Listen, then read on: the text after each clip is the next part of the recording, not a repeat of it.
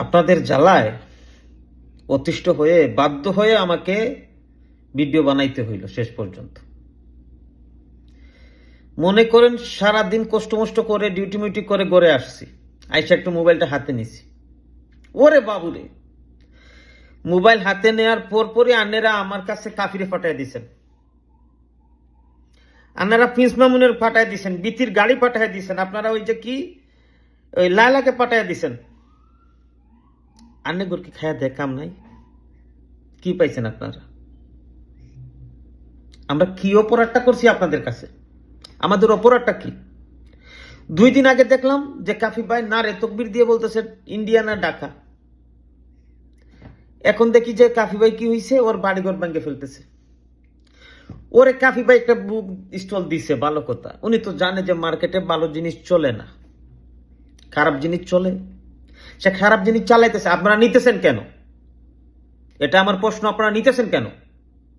হাজার হাজার মানুষ আপনার আগে লাইনে দাঁড়াইতেন কেন? সেলফি মারার জন্য?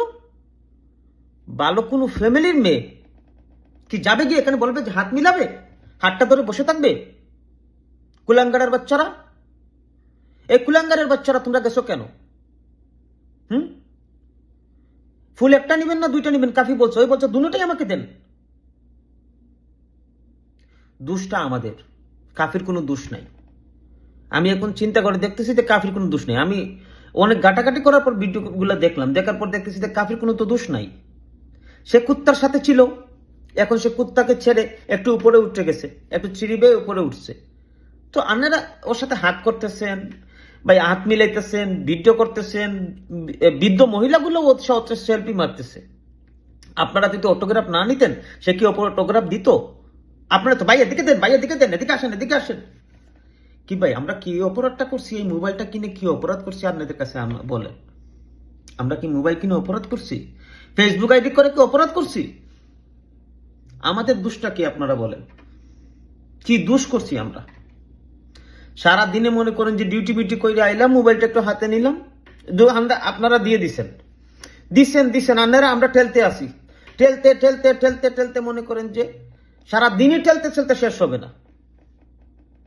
কিরে ভাই, এগুলা তো আর নিতে পারতেছে না।